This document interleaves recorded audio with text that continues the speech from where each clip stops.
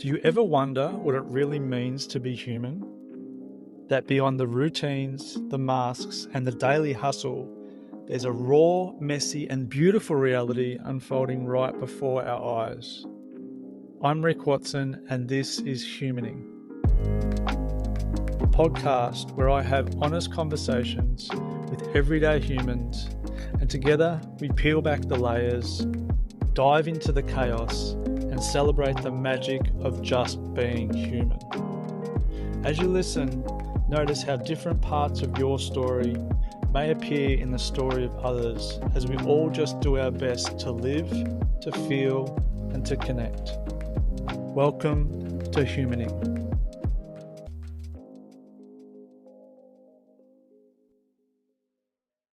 So, welcome.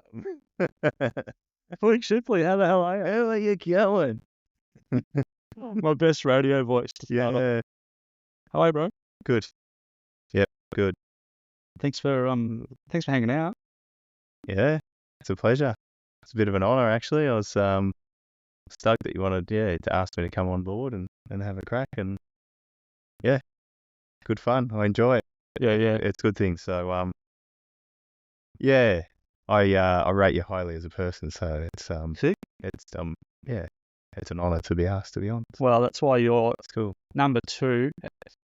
I had to get Joe in there. Yeah, But I think we've spoken about this little project a little bit together over coffees and stuff. So it was only natural. And I think, I'll get to how we know each other a little bit later. But before we jump in, part of this podcast, I just want to do a check-in with everyone when they first start. You know, we're sitting here, it's a Saturday morning, you've made time to be here, and just like, what's it like to be you right now? Pretty good at the moment. Yeah. 2 weeks, 4 weeks, 6 weeks ago, I wouldn't have said it. Probably even for the last. Well, it's always good to be me. I'm always feeling like life is good, but it's been the challenges for the last pretty intense challenges for the last six to 8 weeks, and then general challenges over that. But right now, I can honestly say, like, it fucking feels great. Yeah. Feels great. Feels like I've just. Definitely stepped through some sort of portal into another life, really. So, feeling really calm. Certainly a little bit of anxiety in there about, moving the moves that we're making and moving into a new house and new property and the commitment that looks like and what we're taking on. Yep. But yeah, it feels great. We went and had another look at the house yesterday and the property. Cool. And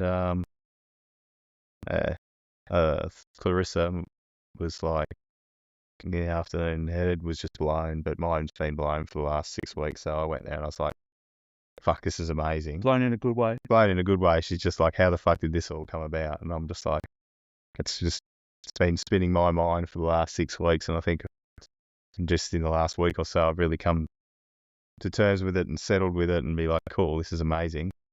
But just going back there, yesterday morning was just like, wow, this is real and this is pretty incredible. Yeah. What a dream. So it feels like a bit of a dream at the moment. Yeah, cool. Feels good. And just appreciating being here. Still winter. It's 30 degrees. 31 degrees yesterday. Amazing. So so it makes me reflect on my life. Yeah. What life was like 3 years ago. Yeah. At this time of year, and it was not amazing. It was fucking cold, bitterly cold and bitterly stressful, and yeah. Joe's just flown down to Melbourne for the weekend, so she was packing jumpers and all the jackets. Yeah, it's mad. So feeling good, man. Cool. Yeah. Cool. And I think we'll get to some context around like how you got to where you are now, where you've come from in regards to moving state and all the story behind that. But I just wanted to do a little check-in and just start rather than, how you going? Yeah, fine. Yeah, but just my body's feeling good and relaxed and just enjoying.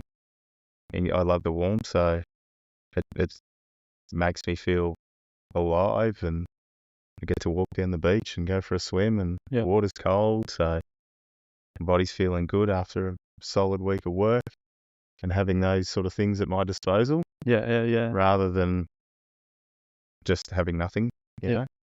So yeah, it's good. Cool. It's good. It's good to be here. Yeah. Yeah. Yeah, it's pretty fun. I think I have questions, but I'm just not going to ask them yet Yeah. because I'm going to be selfish and do a check-in myself. Yeah, I was going to say, check in. Where are you at? Rick checking in. I'm actually feeling body feels really good. There's a little bit of nerves. I always notice a little bit of nerves always, like in the last 2 episodes that I've recorded. But just recording audio, there's always just that starting point. And in my body, that makes it's sort of like there's a little emptiness in my stomach, chest and throat get a little bit tight. But yeah, it's noticeable, but it's not really affecting too much. Mentally feel pretty clear. I really love the idea of not having structure to these conversations because then I don't have to be attached to like, oh fuck, did I remember that thing? And so mentally I'm just here and present and not needing to be like, what's the structure I've got to stick to? What's the agenda? So that feels really light. And yeah, emotionally probably joy, calm. This project excites the shit out of me. I'm really glad that I've stepped into doing it. It's been an idea for a long time and not thinking that I had what it takes to just pull the trigger. So that's been a journey internally to get to sitting here and chatting on a podcast. So yeah, that's my check-in. Okay. Oh. Thank you, brother. So, speaking of circle, how do we know each other? Like, I was just thinking about this the other day, not specifically just you. So I'm just going to go straight off on the tangents. Tangents are encouraged. So I was just thinking about this the other day, and it really occurred to me over the last. Well, I've just thought back over my life. Who are the people that are in my life that when I first met them, there was like a knowing, or there was something that either, and it wasn't always like, oh, I know I'm going to be friends with this person, or I know that there's something there. Sometimes it's been someone who's really triggered me, or it's just been like, what, can't work this person out immediately. But there's been a knowing that I'll get there at some point. We're going to know each other. Yeah. And yeah, it's just going over that. And you were one of them. I just remember meeting in Circle, in Lindsay's Circle. Yeah. And then for no particular reason, I don't remember anything you said or did that stood out, but I'm like, oh, why is this guy intriguing me? Why do I need to know this guy? And I just felt compelled to, or I felt like, yes, we will know each other. Not in a way where I'm like, I just watch myself, like not go, oh, okay, I need to get this guy's contact and speak to him because there's something there, and I just left it. And then it just slowly built. So yeah, how do we know each other? Know each other from Lindsay's Circle. But how do we know each other? Probably know each other from another life. Yeah. Is what I've gathered. And it's like, and just seeing you and meeting you in that circle was like, okay, this guy showed up at this point. On reflection, it's like showed up at this point to guide or to be involved in each other's lives for this next stage. Yeah. You know, whereas I didn't have that feeling with everyone in that circle, you know. Yep. Certain people I did. Some relationships have formed and others haven't. And it's like, yeah. Yeah. So it's just being in that space. First time I've been in a space like that was as open and honest as that. I've been in some small circles before, but being in that space, it was great. It's fucking awesome. Yeah. Rad group of people. Yeah, it was fully committed. Yeah. I just loved it, and I actually wanted to be, when coming into that circle, I wanted to earn the respect of the people in that circle. I met in that circle, I was like, these guys are fucking committed and they're fucking open, and you know what?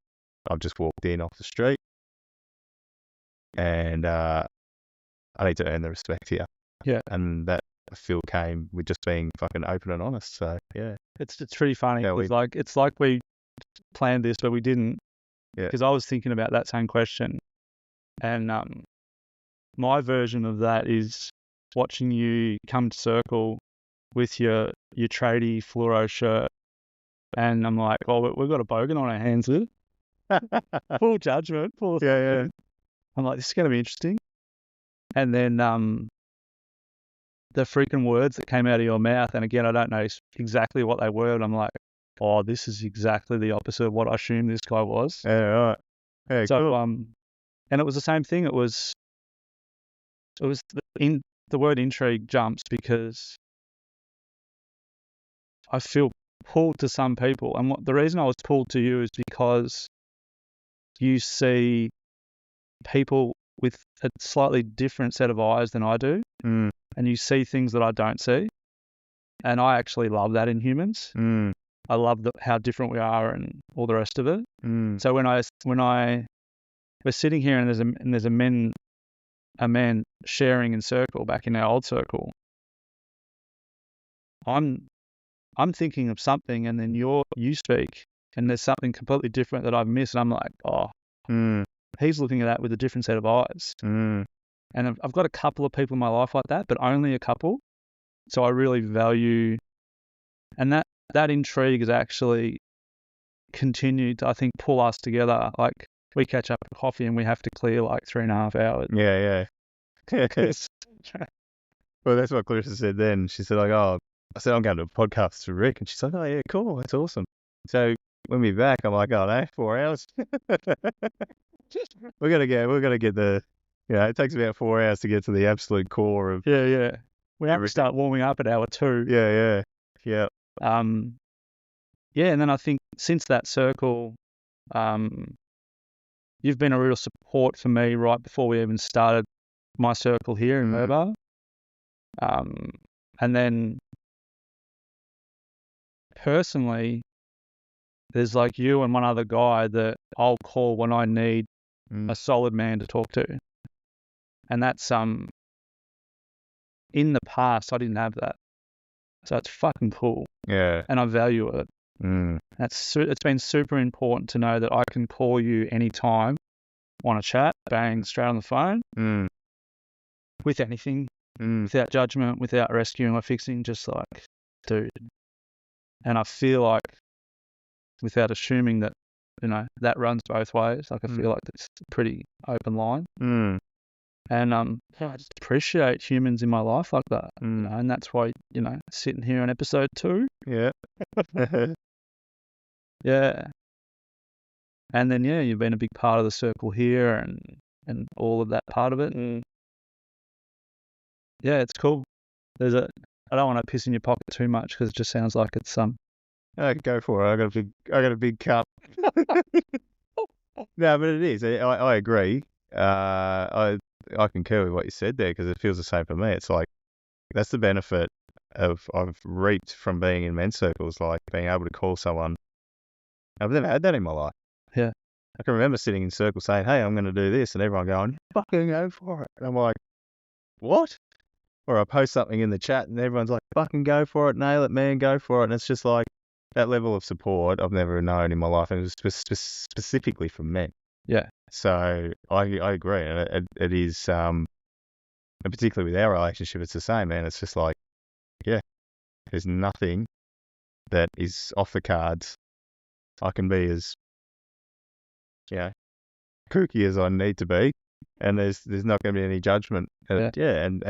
And also having you having the experiences you had, and also being the dad and the father, and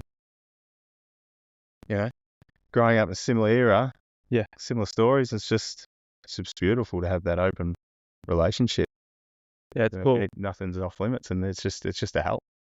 It's just a huge assistance to have that. Definitely. Yeah. Definitely. And I think there's also been some really cool, quirky synchronicities about our path. Like, I asked you to take some photos for my website. And you're like, mate, Clarissa's a professional photographer. Why don't you just do it properly and do it with her? I'm like, yeah, cool, I'll do that. Those photos then got me connected to Joe, who's now my life partner We lived together.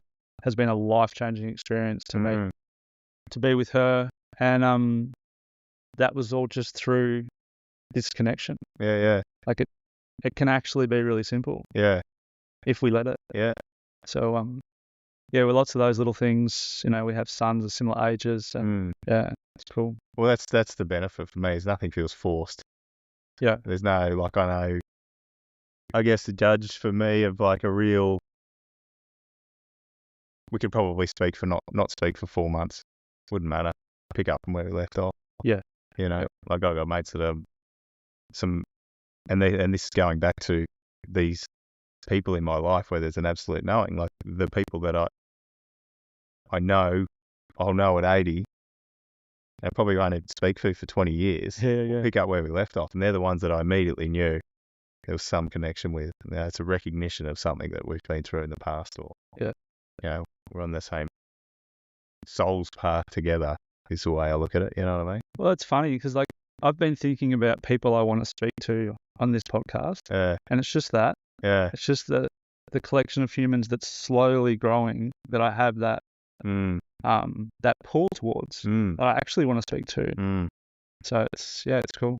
The beauty of that is like coming to that, for me anyway, is coming to that recognition. It's like, like it's not just another human. I've got to work them out. It's like if I just stand back, let everything flow, and I guess just happen. Yep. All that, I guess, for me in the past has just been concerned about trustworthy or this, that, and the other. It's just like it all just falls aside. Yeah. And the people that are there with ease, they're the people to deepen the connections with. What were some of the experiences in your past that kind of, you mentioned trust and trustworthiness, like what were some of the experiences that kicked you in the balls there in the past? For lack of a better term. Kick you in the balls. Well, yeah, I did get that makes me think, when did I get kicked in the balls? Yeah, I did get kicked in the balls plenty as a kid, I guess, just general high school, primary school shit. Yeah. I guess it happens to everyone, really. Everyone's perspective is probably very similar. But yeah, you just, like, kids can be really shit to each other even when they're friends. They just do shit things. They just don't understand it, or the guidance isn't there, or I guess in our culture we don't have that structured guidance on how to have empathy for other people. Yep. So just experiences like that, just learning not to trust people, learning not to trust your friends because they'll just turn on you in a minute. Yeah, wow. Through primary school, high school, even into, later teens, even into the 20s, just watching people turn, and I'm just thinking, that doesn't feel great. Yeah. But also at the same time, knowing that there are people that have never done that in my life. So there are people that I can trust. Yeah. But feeling like they're very few. And then I guess not really having had encouragement. I guess, if you look at it from, say, I guess father figures or male role models where they'd be encouraging of things I wanted to do or anything like that. So I've always had ideas or things I'd wanted to do, like business and whatnot, that sort of thing. So I'd tell people about it and people would just laugh, Yeah. Or I'd tell my dad about it and he'd laugh. Yeah. So I'd tell, close friends about it, like, can't do that. So that was just the space that I lived in. Yeah. That's the space I grew up in. That was kind of not the culture, but that was just the field conditions. That's where we were. That's the type of people. That's what the areas we lived in. They're the type of people. That was the mindset of the people in the area. Yep. And I didn't have that mindset. I was a bit of a dreamer. I wanted to do different things. So out of that, it's just like, general for me in particular was men. It's like, men don't do that. They just fucking hang shit on each other for whatever. And the only ones who really rise above, the ones who are really fucking determined. to rise above, you know. Yeah. And personally, it was just like, I've just got to continue to cut this shit out of my life. Yeah. And that's what I've done always, is just continually like gone, yeah, they're a close friend, but you know what? It's not serving me anymore. It's not like, oh, when I'm talking again, it's just like, I'm just going to peel away from that. Yeah. And see what happens. Let the thing do its thing. Yeah. If it continues, it continues. If it doesn't, it doesn't. It's, you know, part of that's protecting, but also part of that is just knowing that what you need. I can't stay there. Yeah. It's not for me. It's Yeah. not a good relationship. What my question that's popping up is like, what was the knock-on effect of growing up in that environment for you in your 20s? So like, how did that impact how you lived in your 20s? I guess, you know, in my 20s, it was I'd really got the message by then. I'm like, just cut the fat. Keep cutting the fat. So early 20s, I was just like, nah, you're not serving me. That's not that sort of behavior. Like, you know, I guess people taking advantage or not being truthful, that sort of stuff, that sort of behavior, no, that doesn't cut it with me, doesn't fly with me. Yeah. So I guess that I just early 20s got together with Clarissa, so I was only 21, and I just basically funneled my life down into relationship, work, and the things I wanted to do, which was, you know, achieve certain goals. Yeah. And just push for that. Yeah. And then, you know, I spent a long time partying and socializing from an early age, so I was quite happy to leave all that behind. So what it looked like was just out and out focus on moving in the direction I wanted to. Yep. And it was just full noise in that direction. Yeah. And letting all that sort of fall to the side, but not with the confidence that I'd have today to make new friendships and new relationships. Yeah. It was kind of like, I hadn't had the ability to cut out what I didn't want in my life, but I really didn't have the ability to recognize what's good and what would be beneficial to me. Yeah. So, you know the story. It's like a lone wolf, you know. You pick up a few people along the way, and they're good, and, you know, the relationship, they're a bit of friends, you know, the acquaintances and friends, you have spend some quality time with, but, you know, it's nothing really as a depth. Yeah. You know. So it was more just charge. Let's go. Lone wolf. Yeah. We're on the path. Let's move. See you on that one. Yeah. You know, different story, same theme. Yeah. And that was the motivating factor for me to originally start Circle. Yeah. Was like, oh, I know my pattern is to lone wolf the shit out of things. And it didn't serve me. It doesn't serve me. But that was what I'd always done. Similar thing of just like, yeah, when I look back and it's really similar. Like, I knew how to cut people out. Yeah. But I wasn't that good at like, how do I actually make connections and be around people that I want to be around? And I kind of gave up, and it was like, oh, I'm just going to let the circumstances of life dictate it. So like, was married, and then we had like mutual partners that we hang out with, but it wasn't. There was some connection there, but it wasn't who I wanted to hang out with. So you just fall into those. I fell into those parts, and yeah, I think that's why going to men's circle was such a shock to my system. Yeah, right. Because it's similar to what you said before around like people cheering you on essentially when you do something. Just like, fuck. Yeah. So had you had a knowledge of circles that were happening, and you thought, okay, this is the program that I run. I need to change that. And so what did you do? Did you seek out Lindsay's circle, or did you have a prior experience that was like, hey, this might work, or this is what I need? What's the story there? I think it was post my brain surgery, so I was recovering. And the recovery was going pretty well. Like, I recovered from the stroke, and like life was getting back. I was doing some study in community service, and all indicators externally were like, okay, they've had this big pivot in my life, or this big speed hump, and I'm now starting to like start life again in a new way. And externally, that's what was happening, you know. And internally, it was just a really familiar feeling of dread. and loneliness and depression and that. And I tried, because I had to do a lot of OT and rehab, and so I'd been trying to, in brackets, fix myself, get myself back to functional for a long time. And this theme's got a lot in it for me from growing up with epilepsy and all of that sort of stuff. So it's a pretty well ingrained theme around function and being broken and trying to prove that I'm not and that sort of thing. So yeah, fast forward, it was December and I was flat. I was depressed and I was hiding it. And that's my pattern. I was like, I don't want to show anyone this part of me. And I knew Lindsay, when I had the CrossFit gym, Lindsay had a weightlifting gym. He was the Olympic weightlifting coach. So I'd known him I think we've known each other for about 15 years. And he used to come down and teach my gym how to do snatch and clean and jerk. And I'd go up to his place and we'd do a swap for some business coaching because I was doing business coaching at the time. So we had a relationship. We weren't friends outside of that. We just we knew each other, we liked each other, and we helped each other.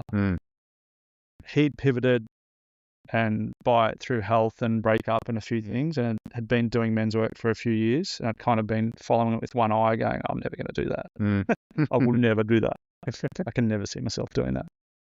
And then come that December, I was just like, that's what I need. I actually need to be around a group of men weekly. And it scared the shit out of me because it was the exact opposite of what I wanted to own up to. Like, I want to lone wolf this. I don't want to tell anyone about it. I'll suffer in silence. Like all the stuff, all the men stuff that is pretty common. And so yeah, in end of January the next year, I joined the circle, and I think that was 21. Yeah. 22. Yeah. Yeah. Yeah, that was 21. So, pretty sure I bawled my eyes out for like the first 3 or 4 weeks. Just like a complete shock to the system. Yeah, there was a lot of What was the shock? What was the speaking, honestly. Yeah. That was like, this is what's going on for me. And it's different. I'd had psychologists and some other people who had done coaching and stuff, but you're in a circle of your peers, essentially, and they're actually seeing you and listening. That was new for me. And I just had a lot of emotion that came out. It was stored, like it was, it wasn't something that I did that was expressed. Yeah, you can sit in a session with a psychologist or a counsellor or something, and you just bluff your way through, can't you? Yeah, I'm going all right. Got the strategies for me. Yeah. I'm doing this. Yeah. It's very easy to just. Yeah, I know that feeling. Yeah. So that difference between like honestly sharing and being heard, and it's just, it was a visual experience for me, and I had a lot of shit to get out. I'll be honest. So I could still do. That's why I run a circle. Yeah. But the simple act of being seen and heard by other men without talking it up too much, like, fucking changed my life. Yeah. And I thought I had, and what I'm learning now in my Gestalt therapy and all the rest of it is that the simple act of accepting yourself for who you are and being seen by others for who you are is how you change. Even if you can't. At that stage. Yeah. So I just think that, like, honest sharing and being acknowledged and seen by other men, for men, has a lot of power, obviously for both genders. But I only speak from mine. Yeah. So yeah, that was kind of how I started. And then I kind of use the term like it's like a scaffold of support, like it's my scaffold. So when I fall down, it's what holds me up. I can come to circle and just speak my truth. This is what's going on, and know that I don't need to be fixed or changed or rescued or no, unless I want it. I don't ask for advice. It's just like, got to share it. Yeah. Yeah. Got to be witness, eh? Yeah. A big piece. Yeah. So because we know each other, we could sit here just talking all day. But because there's some other people listening, hi, Mum. So I just dropped the C word. We'll cancel that. You can edit that bit out. Sorry, Mum. We just replace it with the cows mooing in the background. Yeah. Can you just tell a little bit about the backstory about Melbourne and coming up to here and what it's been like, and just that process of moving states and just the big story. Where do we start? Well, I guess where that's part of the reason why I ended up coming to Circle. It had been on my radar for a little while, and there was nothing in Melbourne. And so moving up here, I was like, holy shit, they're everywhere, But I'm like, I thought people from the Gold. You can say it. I thought people from the Gold Coast. I used to call Gold Coast and Broadmeadows by the sea, which if anyone's from Melbourne and they know what Broadmeadows is, they'll get the understanding. Yeah. But very judgmental. But I was just like, I was amazed. There was so much out there. But it wasn't so much to make connection. It was just like I knew inside me I needed it. Like I'd had some really deep. I did my own podcast for a little while, and through that, doing some really deep dives into people's lives and in my own life, it was very therapeutic. And I was like, you know what, I'd love to have this on a consistent basis. So having that here and finding that here and finding a place to go to, it really set me up to be really comfortable here. Yeah. And have that backing of people. So part of that was actually searching out just some friendships. Yeah. Because I understood, like, how do people make friends when they move? So there are sporting clubs and get in their clubs and then bang, straight in the community and away they go. But I'm like, I don't play sport. Like a surf, it's pretty much a solo thing. Yeah. Found a few dudes here and there. Did find a circle in potty, but it just wasn't my thing. And it's like, well, I just really know that I'm just searching for community. Yeah. So it's like, well, let's join that and do that. So, and I guess that out of the bigger picture of like one of the pieces to moving from Melbourne, and that was one of the intentions that we had down. We wanted community. We wanted strong community. We had a really lovely, caring, loving community where we were in Melbourne. I guess it kind of felt like we're on the outside. There's cultural differences between us and that community, which is totally fine. Yeah. But, there's a level of depth that I like in my life and it just wasn't there. Yep. So, that was one of the things I personally wanted when moving here was, a different level of community. Men's Circle's been part of it. But the main reasons for coming here, moving out of Melbourne, I guess for me, it's been a lifelong dream. Yep. I've always known, I've been drawn here. Came up here, I think when I was 21, Byron area, I was just like, what the fuck is this place? Like, when I was a teenager, like I can remember 17, like I am going to get a car and I'm going to drive all the way out the East Coast. I'm going to spend a year or something driving up the coast, every single beach and rah. I never did it. Life started and whatever, and get a partner and they're not interested in doing that. They want to do something different. So you just change your goals. But coming here for the first time, I was like, oh my God, this is fucking paradise. I'm living here. And there's a reason why I knew I wanted to come up this way, and that was it. So having that as a lifelong goal or a lifelong dream for like 22 years being in a relationship and me wanting to do that, and then my wife not really wanting to. Yep. And then getting along with life in the meantime, having kids and whatnot. It's just something that was always been there. So I'm like, the opportunity came around. So, spent 25 years working in construction in Melbourne. Yep. Which is brutal in Melbourne compared to up here. It's 6 days a week. 56 hours. I worked in the cranes, which was sometimes up to 80, 90 hours a week. It's good money, but that's all you did is work and go home. You know. I just wanted a different lifestyle. So the opportunity came around just with all the COVID stuff. We'd been coming up here on holidays. I'd started my own business and I'd created a lifestyle. I thought, the aim for the business was to have at least 3 months off a year. Yep. Managed to do that, integrate that into our lifestyle where we'd come up here for winter. We'd come up here for 2 months of winter. Yeah, nice. In a caravan, bring the kids, just travel, tick the boxes for what's important in my life, travel, just freedom, warm weather, got to surf as much as I wanted to, and just had a good break in the middle of the year, and then went back for the rest of the year, made some more money, had time off over Christmas. So I had this little cycle going. Yeah. And we got to the COVID and Melbourne was just in lockdowns, and we didn't get to go in 2020 because we were stuck there. And by this stage, I'd really accepted that wasn't ever going to happen. And I was like, okay, if we just come up 2 months of the year, I'll be happy with that. Ground. Got a beautiful property where we live on. Yeah. We've got stuff, I can do some more meaningful work from there.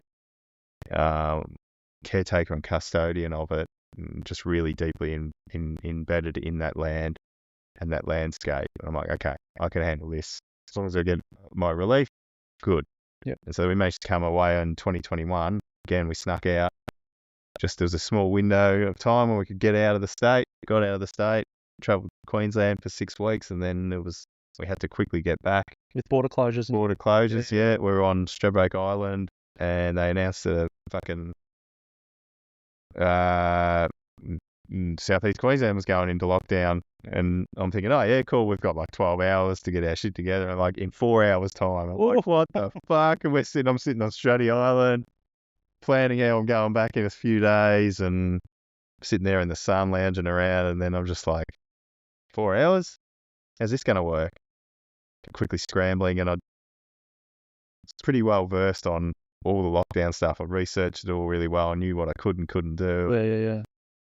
Worked out that, okay, well, we have to go because we can't really stay here. Who knows how it would be. And like, I was quite happy if we were to stay, but we've got 5 of us there, and I'm not going to make that decision for all of us. And we all decided that it's time to go. So we managed to scoot off on the ferry.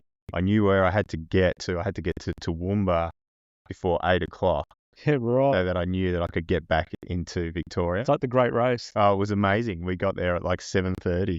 And the only time I ever scanned in on anything was when I scanned into the fucking park that we stayed at. Scanned into there, so I knew that if anything was to happen when I got back to Victoria, that I could say, I was here at this time.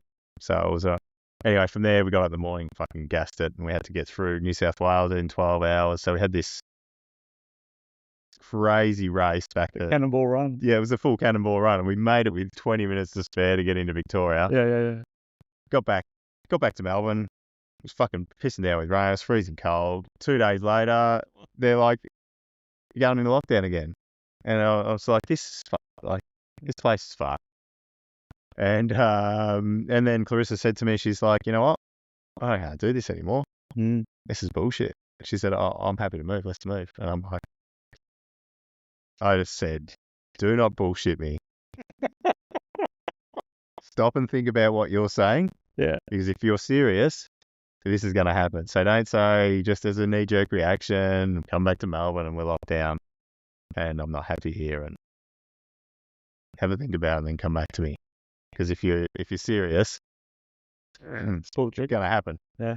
And she took her time. She had to think about it. She goes, no, I don't feel like there's anything really here for me anymore, because we had this family situations happening with it all, and some people bought into it more than they wanted us to buy into, and we just had different views, and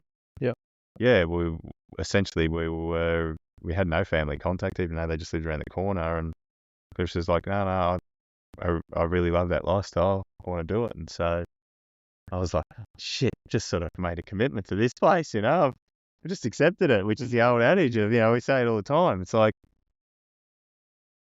I say it anyway. It's like, start accepting the shit that you don't want to accept. The sooner you accept it, the closer you get to the thing you really want. Paradoxical theory of change. Yeah. It's like, yeah, so I just accepted, and here it is now. Here's the opportunity. So I wrangled with that for probably a week. It's like, I've got to say good here now, and I'm really attached to the place I live, and I've got some fucking deep roots here, and what am I going to do? Like, I'm just going to pick up and leave everything. And the thing that was going over in my mind was like, you talk the talk, but when the big fucking situations come, you're going to walk the walk. Yeah. Like, you talk like, yeah, there's, you know, to trust and believe and have faith that things are going to work out, and just, trust fully. Yeah. And have some faith that you're presented with this When it opportunity to pursue your dream. And yeah, you're fully comfortable and accepting of where you are, and you've really got a beautiful life, and you're just going to trade all that in. Like, I'd established a lifestyle which I would have been envious of 2 years before. Yeah. 3 years before. Yeah. It's like, holy shit, I would never have thought in my entire life that I could have lived a life like this. I was envious of it. I came down and did your 1-day retreat on the land. Yeah. When you'd moved, but you still had the property. Yeah. I was like, fuck me, this is a nice property. Yeah. And you could see how much work had gone into it. Yeah. Yeah. Yeah. And it was just like, am I just going to give all that up on the whim that I might? This is my dream. What was your answer? Oh, fuck it. Do it. Yeah. Fucking do it. And, within all that, like, I had in the background of my mind, it's like when we moved to that property the first time, it was like I immediately fell into this deep depression. It was like I was overworked. In Melbourne? In Melbourne, yeah. I was overworked. I was completely cooked. The programs that I was running were outdated and just not useful for my current situation. And all this weight of having a property to care for, having a family to look after, having a mortgage, people to feed was just too much for me, and it just completely broke me. So then I'm in this situation where I'm going to make a drastic change again. Can I pause you there? Yeah.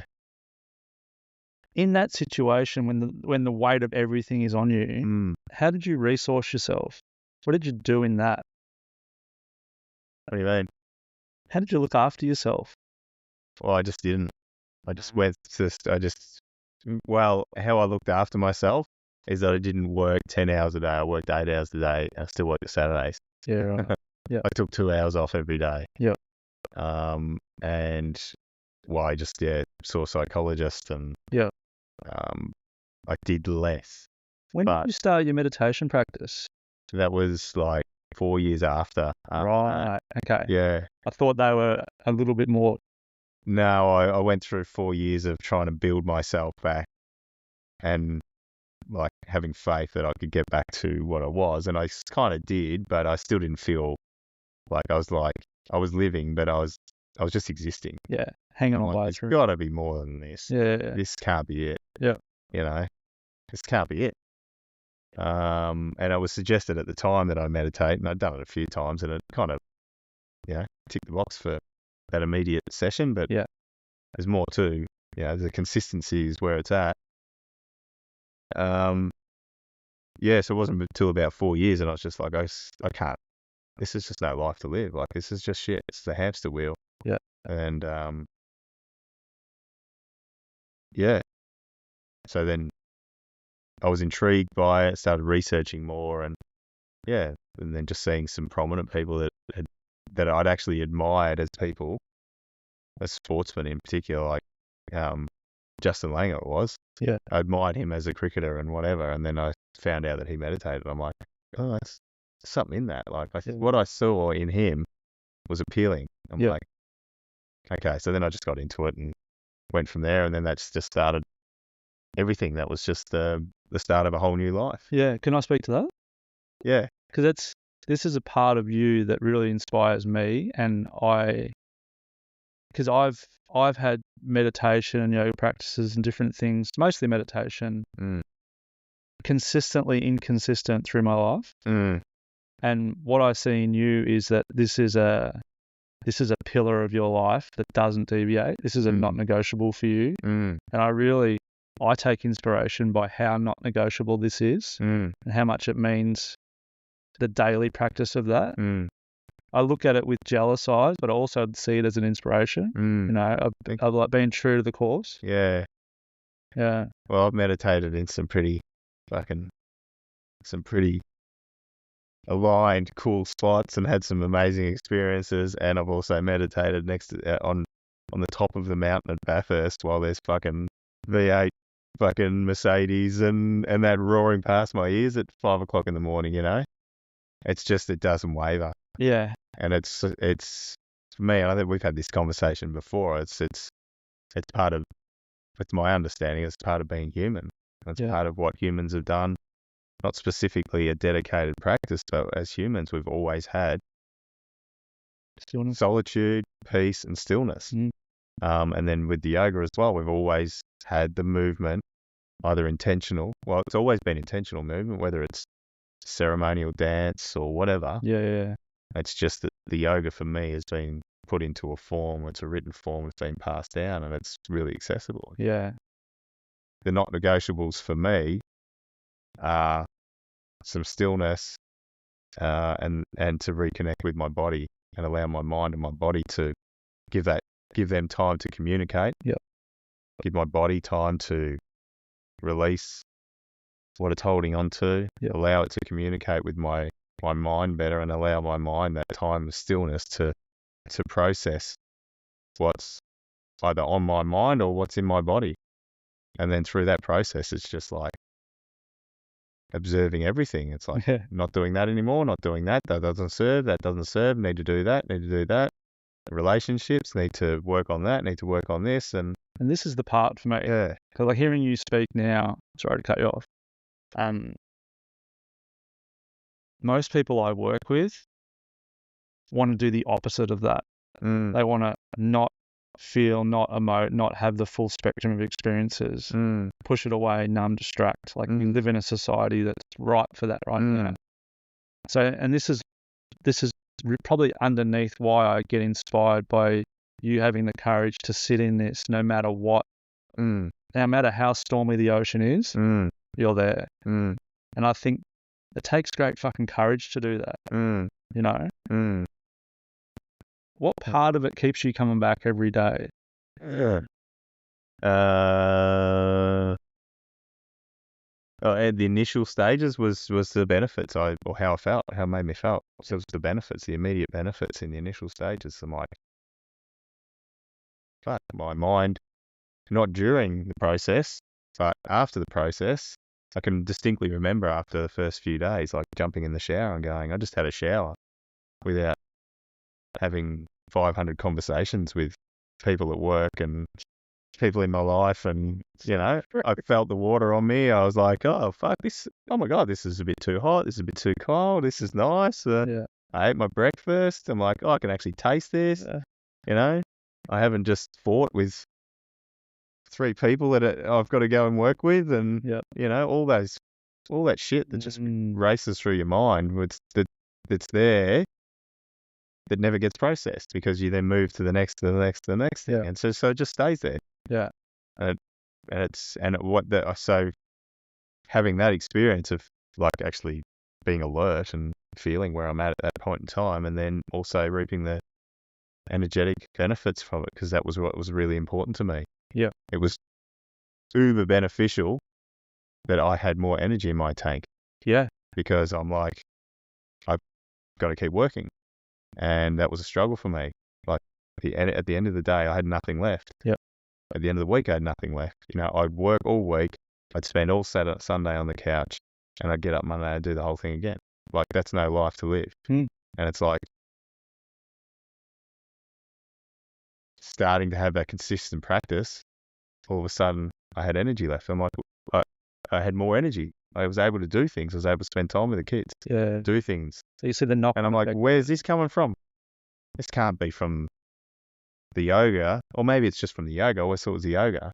And then I understood, oh no, it's a big chunk of it's coming from the fact that my mind's not spinning all day long, churning up this energy, just burning through this energy that I need so greatly. I'm just not expending my energy on thinking. That's the feelings that come from the thinking. the tension that's created in my body. I'm like, oh, I'm giving the time to process it. And so like feeling that, along with in the first, there was one day where I only gave myself about 3 minutes of meditation, and then I went to work and nearly killed somebody. That was a decent shock to say, don't fucking skip it. It's like, That's a pretty sharp consequence. yeah, well, when it's like being in the crane industry, like there's some dangers there, and it's like, oh, fuck. Yep. Yeah, I don't think I could live with myself. Yep. So it's like, you know what? I just didn't give myself a time. Give yourself a time. Yeah. And that was just like, that was a slap in the face of saying, don't ever stop. Yep. Yeah. And then from there, it's just feel human. There you go. And when I don't. I don't. I can remember it's probably the only other time where I missed it, the day where I missed it in the last 10 years. I think we were out at Numbinbar Valley. Yeah. And I was fucking spaced out all day long. And I thought, what the fuck is wrong with me? I went home at night, and then I realised when I got home, I'm like, I haven't meditated today. We hiked, didn't we? Yeah, hiked, and I was completely out of it. So, again, just another reminder. It's like, I'm not human if I don't do this. I want to get your advice. And I thought this was going to be an advice-free podcast, but I'm just thinking, like, personally, I'm consistently inconsistent with sitting in meditation. I've had really amazing blocks of it. I've been on lots of silent retreats, and I probably overdosed too hard on that side rather than the daily doses. For me, and for other people that are like, yeah, I've tried that, it doesn't work. What advice would you give in just that initial getting started phase?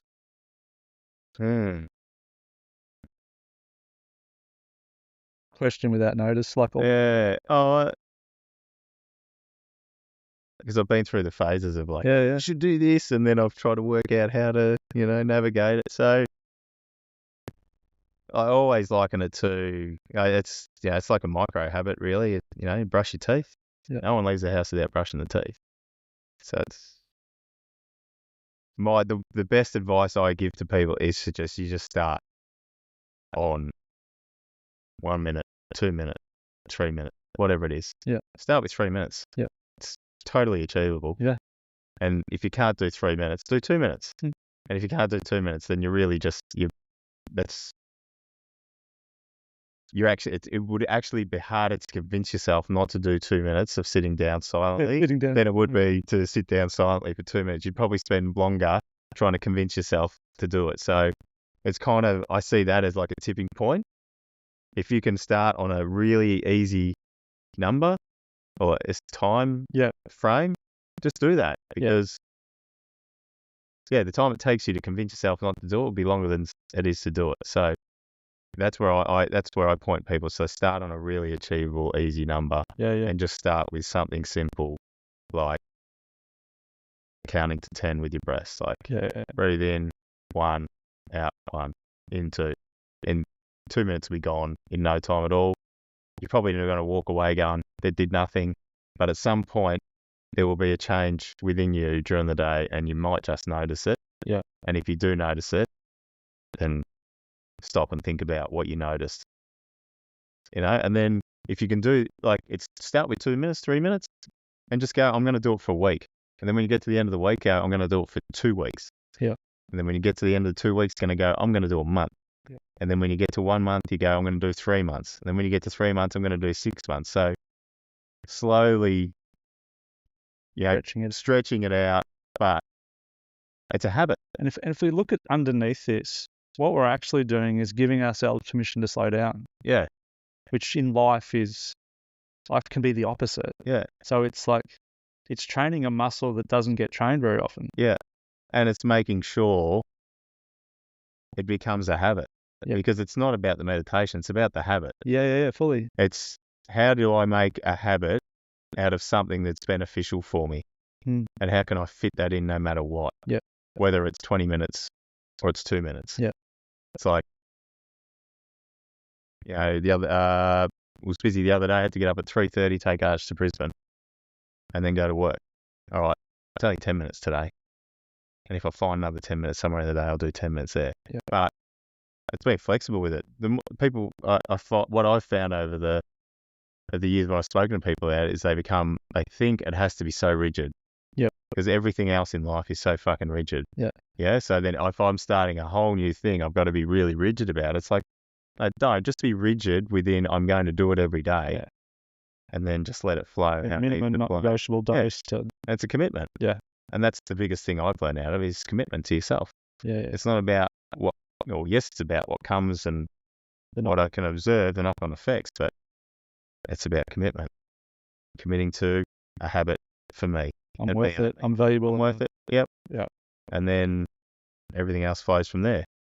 And that's what I found is where people finding interest in it and then they don't commit. It's not about the meditation. It's about where they're at in life and belief in the story underneath it. Yeah, their own value, what value they place on themselves. Yeah. Cool. I like that. Yeah. So we're talking about a part of life that you've integrated that is beneficial. It's a big part of your life. I want to flip on the other side of that. What are some things that you've done in the past and maybe you still do now where you get in your own way and make things difficult for yourself? Oh, there's plenty. There's plenty, and unfortunately, I'm probably not as good as identifying them because they're a little more subtle these days, I suppose. Yeah. Or the actual getting to the root of them is feel free to go back in history a little bit if you want to. What I've done. Yeah. What I've changed. What are some of the things that you noticed early on that you really got in your own way? Well, I think about what's coming to mind. So one of the things I really noticed in the early days of sitting and just being in silence was the arguments that I'd have with people. I seemed to needed to have a grudge to bear against somebody. And I see it in so many people. And it was like, why can't I just sit here for one morning and be okay with everyone? And then I'd work through a certain person, and then I'd go through this process of... In your household? Or in all life. So right. Either in my household, my family, friends, or circle, or community circle, or whatever. Yep. It would be getting the awareness of like, there's always someone in my life that I need to grind against. Yeah. So why do I need a person in my life that I need to hold some charge? What did you get out of it? Or disagreement with them? Yeah. It's like understanding that, and it's like there was a big part of me that, we call it like it's the victim thing, but there was just a part of me that wanted to use the excuse of somebody else being wrong to not move forward with the things I wanted to do, or I would focus on them being wrong, or their view being wrong and mine being right, and therefore it gave me the excuse to do nothing. And was that the benefit of that dance? Of observing that, yeah, that was a benefit. And then so over time, I was just able to observe that and let that go. Yeah. Because that was such a huge part that was holding me back, like energetically. But what did you get out of it? Out of running that program? Yeah, out of having needing to grind up against someone. Because it's pretty common. Yeah, fuck yeah. Just what I get out of it, I got the benefit of being right. So I was right. Yep. In my own head, I was right. I just got to tell whatever story I wanted to tell, and I was right. And so therefore, I don't have to change anything. Yeah. I defend it. That's where I stand. And I'm right. I'm a better human. I'm a better person. Yeah. And therefore, I'm right. What do you get out of being right? I don't get anything out of it now. But back then, I got out of it was just like I felt better. I felt like I was a superior person. Mm-hmm. I'm better than that person. Yep. Because clearly my self-worth was, I just didn't have the self-worth. So having the understanding that my self-worth was low, that process of othering people, I call it othering. Yeah. It's like you're fucking othering them, like they're not human as you. Them. And then you just put them in a box over there, They're wrong. I've othered them. That process of othering them made me feel good. Why did it make me feel good? Because I didn't really feel good in myself, and I othered so many parts of myself. Yep. I did that to so many parts of myself, and I just wouldn't look at it. And so that's that process of seeing what I'm doing to other people externally, Yeah. and understanding like, hey, fuck, I just did that to myself. Uh-huh. And it's like I shouldn't be doing that to myself, Yeah. or it's not beneficial for me to do that to myself. How can I then? Yeah. So the process for me was coming to peace with that other person, but then going, well, if I can be at peace with this person that really rubs me out the wrong way, what have I got to rail against now? Oh, I'm doing it against myself. Oh, that's what's really at the play here. It's like I've got to come to peace with this part of myself, that part of myself. So then it just turned inwards. There's a bit of projection going on. Yeah. So then when I turn it all inwards, it's like, oh, I'm just solving same thing. So they always say it's like the outside, what is it? Like the outside world changes when your inside world changes. So I just focused on changing that. Yeah. The inner conflicts that were popping. Yeah, the inner conflict. Yeah, it just came and like I say it all the time in circle. It's just when someone brings something like they're like, oh, I really feel shit about this within myself. I'm like, how about just accepting it? Yeah. How about just accepting that, and that person that did that thing or made that decision at that time was not as learned as you are now and didn't understand. And how about forgiving? You know, for me, it was just like, how about I forgive that part of myself and go, I'm a fucking human being. And yeah, it was shit. What can I do to change that? What can I do if I feel like I've wronged someone? Yeah. Can I change it? Do I know them well enough to change it? No, I don't. It's probably going to be a bit too much for that person. Well, what can I do to change that within myself? I need to find some process to work through to energetically not heal that person, but heal that within myself. And I know if it's healed within me, then it'll be healed within them. And continue that work and feeling shit every fucking day, getting up and going, cringing at the shit that would come up. Yeah. Going, oh, do I have to go there? And it's like, yeah, she's going to go there. She's going to sit there and let it be there and feel it and let it bubble up and whatever comes up from your body. And it's going to do that for however long it needs to do. Yeah.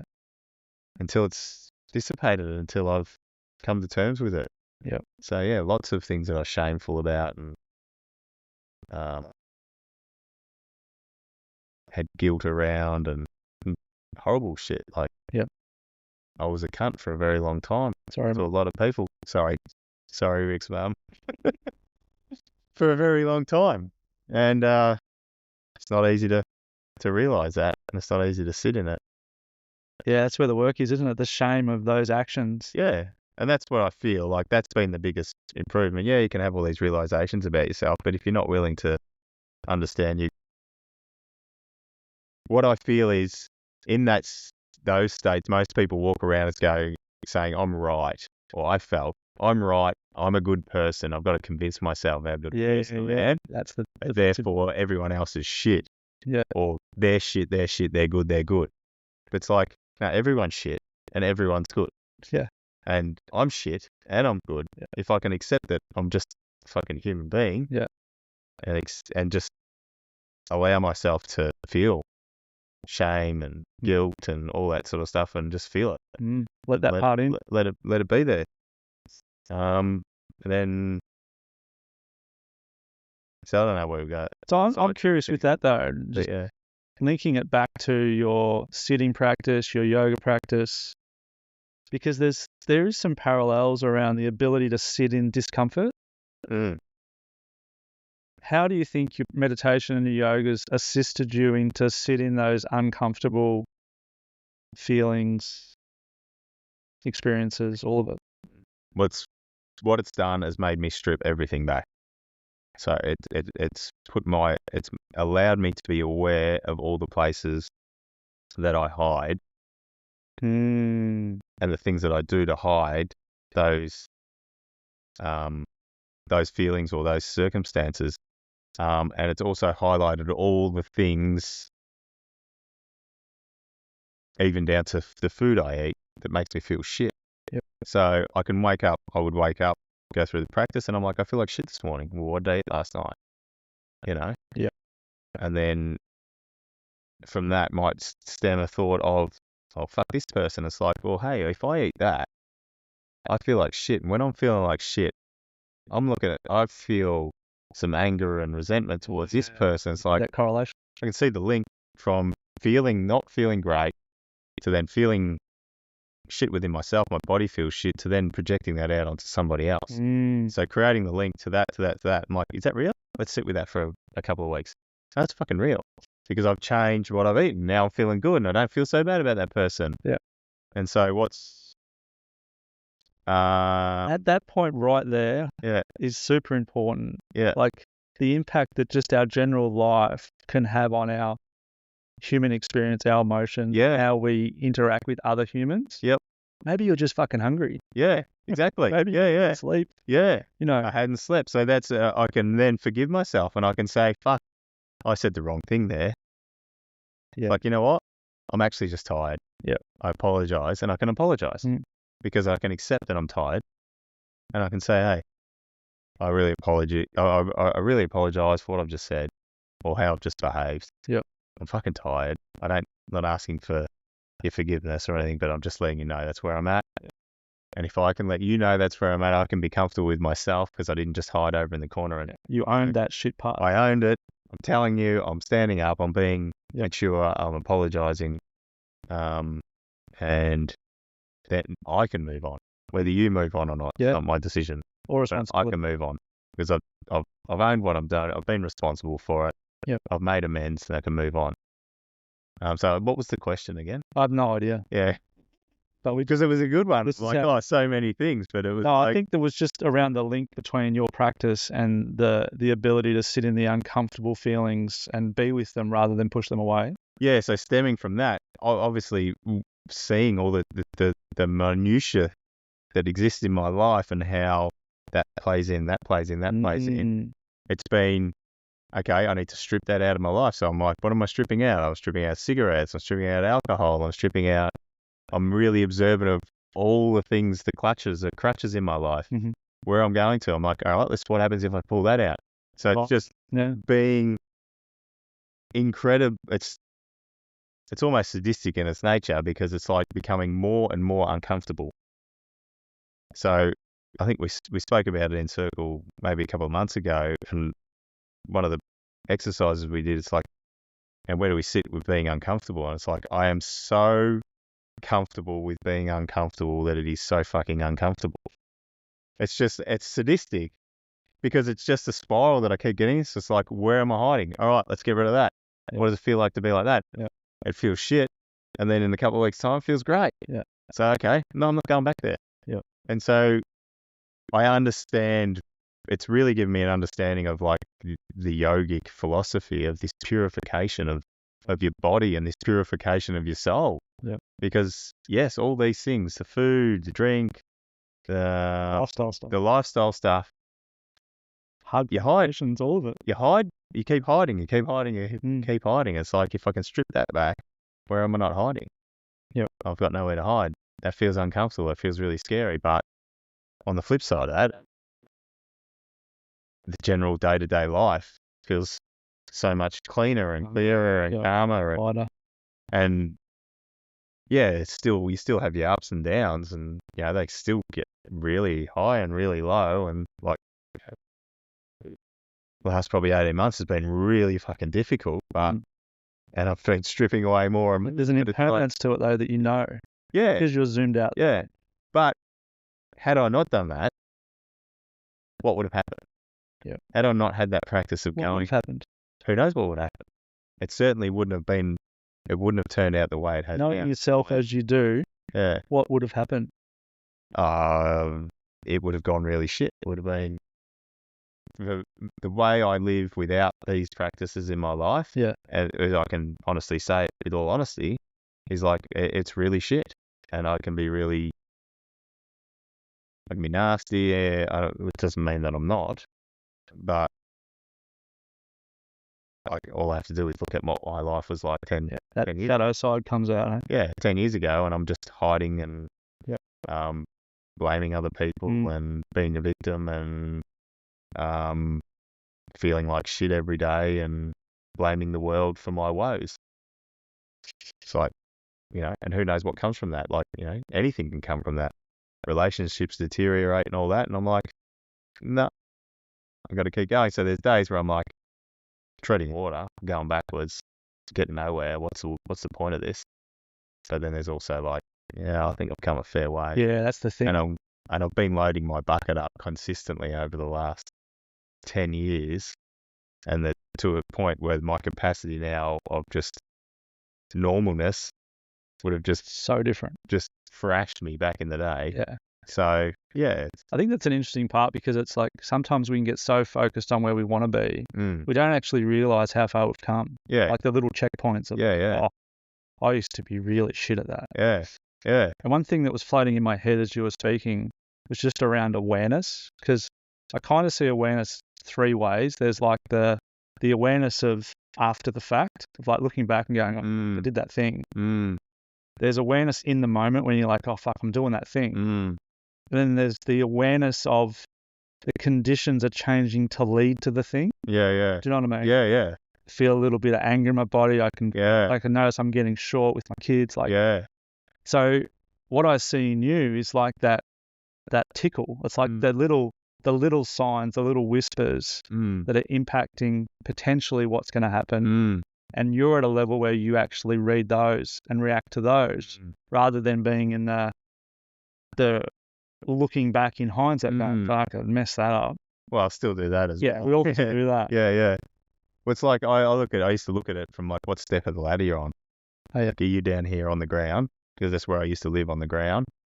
And then I took one step up on the ladder and I was like, oh, fuck. I can see what's going on over here. Yeah. And then I'd take another step back up the ladder and I'm like, oh, not only can I see what's going on in here with me and that person, I can see what's going on with me, that person, what's going on with that person and that person, what's happening with me and that person, and what we're bringing to this current situation. And I'm like, I think I like it up here. I'd rather stay up here because then I don't get stuck. It's a really great analogy. Fucking little microcosm, yeah? I can stand back and I can be present in this little situation, but I can also see what that person's bringing. Yeah. I can see what I'm bringing, and I can be present to that within the conversation. And I'm like, oh, okay, they brought something that's not got anything to do with this situation. I'm about to bring something else that's got nothing to do with this situation. Maybe I'll just listen and I'll just observe what's going on and I won't say anything. And do I need to? No, I don't. And that's the gift. No, it's a gift. It's like, that's the gift of doing the work. Yeah. And then you can just go, I just heard that person. Yeah. They said some shitty things, or they said some good things, or they felt really bad about themselves, but I just heard them, and that's probably all they needed. And most of the time, that's all they need. People are grateful just for listening. Yeah. And that's what being human is. Yeah. And that's just the beauty of circles and being open to communicate with people. I think we all do it. In the start, when we become aware of things, we all rush to, hey, it's a fixing thing. Yeah. Try this, let's try that. Yeah. But the beauty, I guess what I take out of it now is just being able to just listen to somebody and have them feel, I don't know, satisfied in some way, or what's the term we use? You get complete in some way. Yeah. Just from being heard. Yeah. To be seen and heard witnessed, without being fixed and rescued and caretaken. Yeah, which is, I think, it's a massive gap in our society, which I think Indigenous cultures did really well. They just had time. Yeah. They gave space for everyone and every part. We're going to do a whole podcast on that, you and I. Yeah. Because I think there's a lot of juice in that. Yeah. And in my study I'm learning more and more about the chemical side of that. Yeah. And the visceral experience of being seen and heard. Yeah. In a way that's not hijacking or one-upping or any of that. So in a respectful way, and being able to own your own experience and your feelings and what you've got to say without being either corrected or assisted. It's just like you've had to say, like, how powerful it is. I wouldn't have ever thought that it would be as powerful just to have you say. Yeah. And even if people just go, nah, whatever, feels good. Someone listen.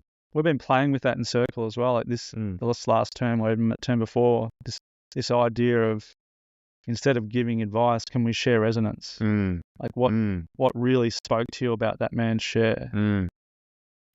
What did you feel when you heard him speak?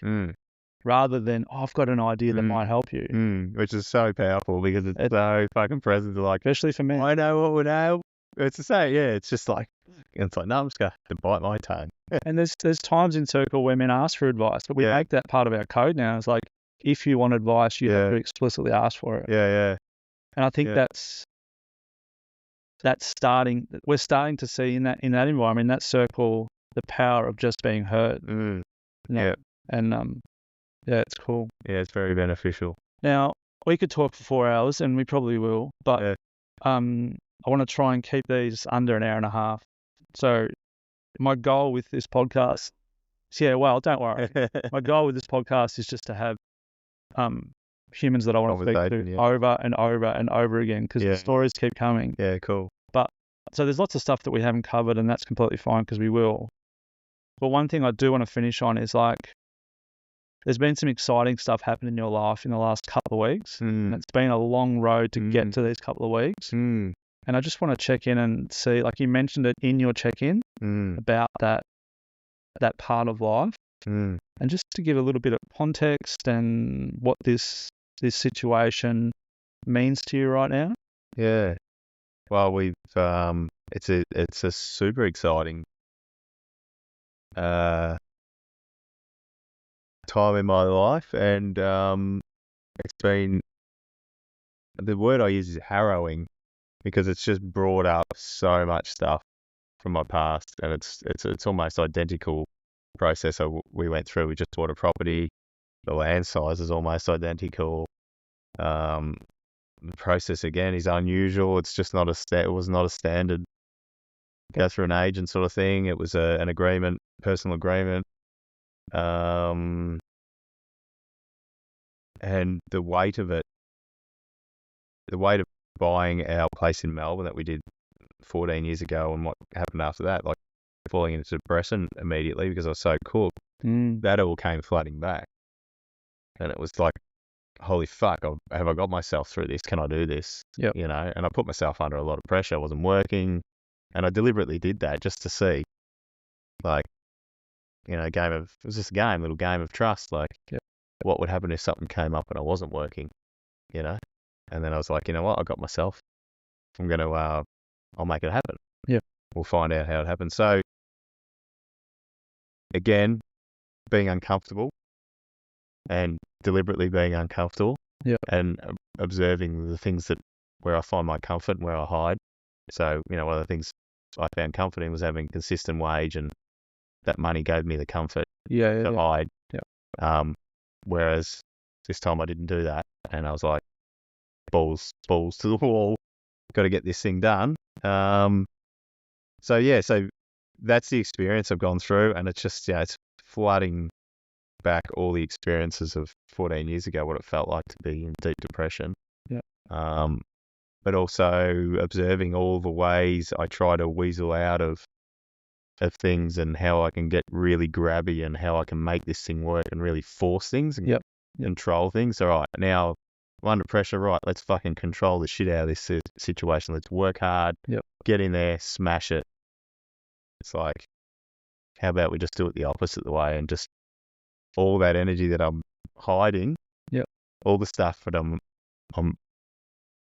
all the reasons I work hard are because I'm not wanting to deal with the feelings that come along with it. So how about I just sit in the feelings and just fucking allow those things to fucking decimate me, and feel everything that I need to feel, and then just trust and go, oh, let's see what happens. It's not all my responsibility. I'm not the only one in this situation. And what does it matter if it doesn't work out? At least we've gone down that road, you know. So that's just been harrowing, but it's just been the most beautiful experience of my life, because it's just given me complete faith on. And I hear it all the time. People say, you know, in the spiritual new age stuff, and even in business, it's like, hey, you just got to trust and jump in and whatever. And it's like, yeah, you play little games with yourself. You trust a bit. It's like, what does it look Control versus surrender. Control versus surrender. It's like you just got to surrender and let the universe do its thing, or let spirit take its course, and rah rah. And if you're fighting against, you're getting in your own way, all that sort of shit. And it's like, how am I getting in the way? And rah rah. Yep. All the stories you tell yourself. And this time I've just gone, oh well, hands in the see air. what happens. Yep. I'm just gonna act when I feel like I need to act. I'll make the phone calls I need to make, and the rest of it, see what happens. And it's worked out well, and we've got an exciting fucking journey ahead of us. Like, so when do you move in? So we move in. It'll either be in 5 weeks or 7 weeks. So we've got a settlement of 8 weeks, but we're going to try and do it in 6, just because of the situation. And yeah, it's just been the most amazing experience. We left Melbourne, and I left Melbourne. We sold our house in Melbourne. I left Melbourne on complete trust. Like, I don't know what's going to happen. Packed my whole family into a caravan. We've moved in probably the shittiest caravan park in the whole of Australia, with the dingiest toilets and everything. And it's like, it's an adventure. Let's see what happens. Yep. It's worked out for us so far. And then this is just another version of that. And it's just like, let's see what happens. This let's is go what I think. to the wall and let's go see what happens. And it's just like jumping off the cliff each time. It's like, we jumped off the diving board. Then we went off the 2-meter diving board, then the 3-meter, and it's like we're at 5 meters. Let's see what happens. It's like evidence as you work your way up, and it's a beautiful thing. It's scary as fuck. Yeah. Because it is that, but it feels right. That biggest stress in someone's life is the purchase of a property, and especially when it's for you, it's way more than that, and it's interstate. Like, there's a lot of conditions around it. But before you speak, one thing I've noticed about your whole process has been the amount of surrender that you've been willing to step into. Because I'm like, how's the house hunting going? He goes, yeah, it's not house hunting. Yeah. We're letting it come to us. Yeah. I was like, cool. Yeah. I remember the conversation that we had. It was March last year. We went on that hike down to what's the name? Down at Angary or whatever. Yeah. And we had that conversation, and he said, how's the house hunting going? I go, mate, we've just had this experience where we've been guided to this house, and we both at this house. Where you were renting? It was actually a couple of doors up from where we were renting. Oh, okay. It came up for rent, and I was like, I think we're going to buy this house. We went to the house to have a look at it, and we both walked away from that house and said, we're going to sell our house in Melbourne. And I was just like, that for me. Is that the house you're buying?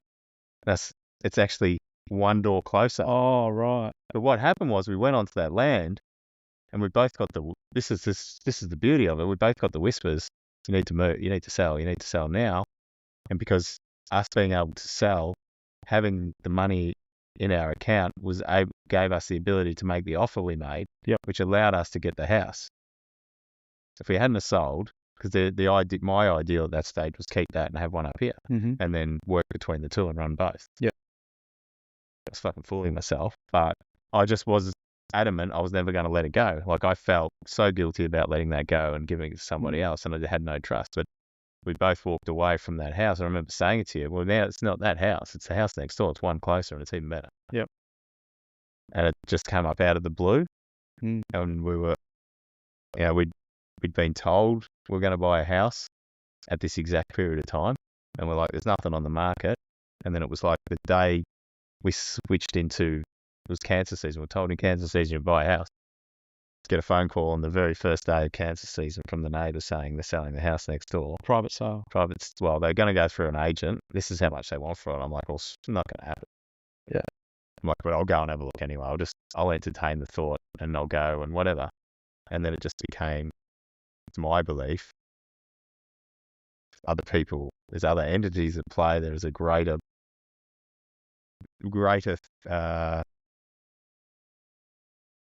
it's a soul's journey. Yep. There are other influences at play, and we walked into what I felt at the time, and I've walked into other ceremonies and been part of many ceremonies, and I walked into what was a ceremonial space, but nobody in that whole space understood what was going on. but me, because I got home. Chris was like, "Oh my God, that was full on. That was so intense. I've never experienced anything that intense in my life. I hope we get it. I hope we get it." And I said, "Don't worry about it. We've got it." Yeah, right. Because it makes me cry. Yeah. Because the beauty of that in life, understanding the ritual and ceremony. I've said it many times. Like that's what life all revolves around. That's my practice. It's my ritual. It's my ceremony. Yeah. And understanding of being in that space so many times, and walking in there thinking, having a look at this property, going, "Oh, we're never going to get it," and then walking out completely assured, and then Clarissa going, she's normally so certain about things, going, "I don't know if we're going to get it." I said, "Don't worry about it. It's ours." You don't go into a ceremony and have a process like that happen, and then the result be something different. That's the knowing, isn't it? It's out of our hands now. Mm. All we have to do is come up with something. And if we come up with that something, they're going to say yes. Mm. And that's what happened. And Why is that emotional for you? What's behind those tears? Because it comes down to the human experience is not the human experience we think it is. And it's like what I touched on at the start. It's like we're on this soul's, it's like I know you from a past life. And we've agreed to meet up at a certain point in time, and then we found each other. It's the same with my wife. Like I had that same knowing when I first saw her. Yeah. It's like, and that's what's gotten us through the tough times. It's like, no, I think we're supposed to continue to do this thing together. Yeah. We're not supposed to. When I think about it, and when I actually not rationalize it, but I come to my internal instinct and my knowing, it's like, no, we're not doing this separate. Yeah. So this is tough now, but it's not going to be that way. We're in the process of humaning. Yeah. Yeah, we're doing the human shit now. Yeah. But my soul knows where we're going, and yours does too. But we're just in the human process at the moment, and we've forgotten. We've got to do this logistical shit to get to that side. And so then the whole process of this buying this house has just been complete trust from the start. It's like, yeah, we're not going to look. It's going to come to us. It's fucking awesome. It's going to come to us. And when it comes to us, we'll know what it is. Mm. And it's not going to be like it was last time, because it's completely different now. And we've seen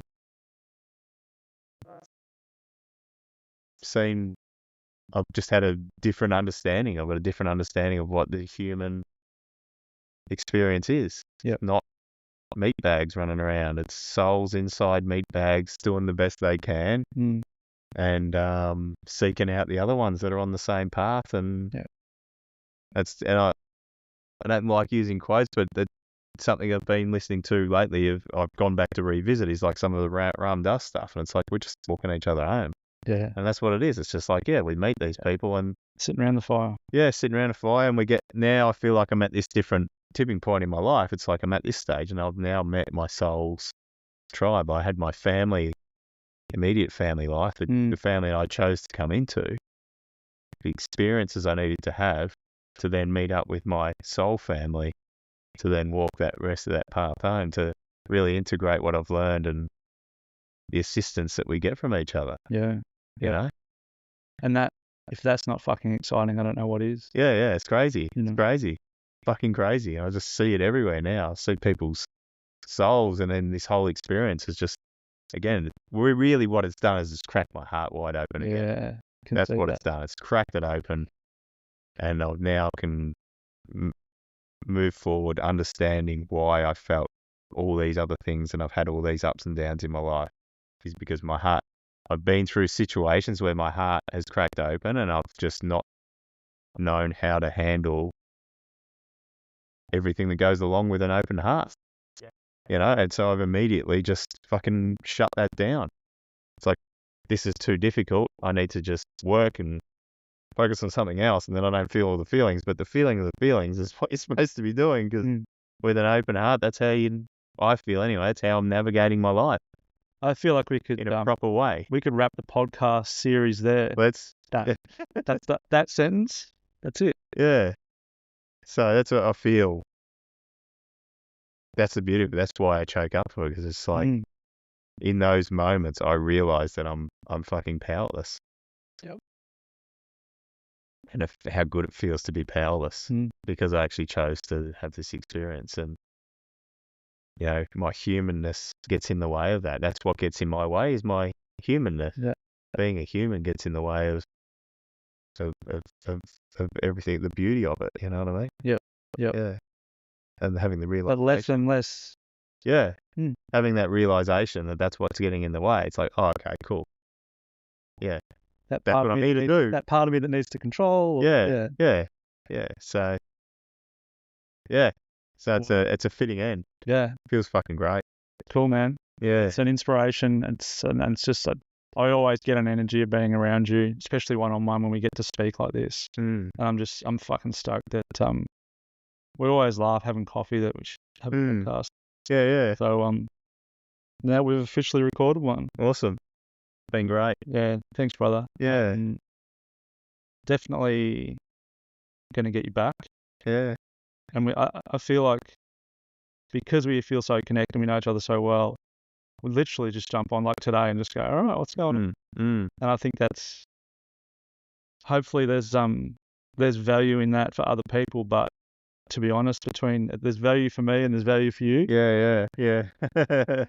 I'm happy with that. Listen, I love you, especially you, Mum. Yeah. But yeah, it seems so light to be unstructured. I think that's what I'm getting at. And I'm in that. I'm noticing by noticing the lightness, I'm noticing how much heaviness and anxiety I've had by trying to fit to a structure. Yeah. Or trying to be something I'm not. Yeah. This is just me. It's just me. I sit on the couch and we talk about cool stuff. Yeah. And and it's been so nice to talk at this point, because I know where you're at, and it's like we've just had so much darkness. We've been through the ringer, and it's been fucking wonderful. You know, it's been funny and it's been grouse, and but to speak at this point, because I know where you're at too with your place, and everything's so close, you know, and it felt so far away for the last couple of years. Everything we've had strangely parallel lives, haven't we? Yeah. And we continue to. So that's also cool to notice. And one thing I do like about that is when both you and I can call each other and like we're nearly in exactly the same experience with the house stuff. Yeah. So that's cool. Yeah. All right, man. Well, thank you for your time. I really appreciate it. Well, thank you. We'll see you again soon. Yeah, it's been beautiful. Thanks, man. Cheers, bro. Cheers.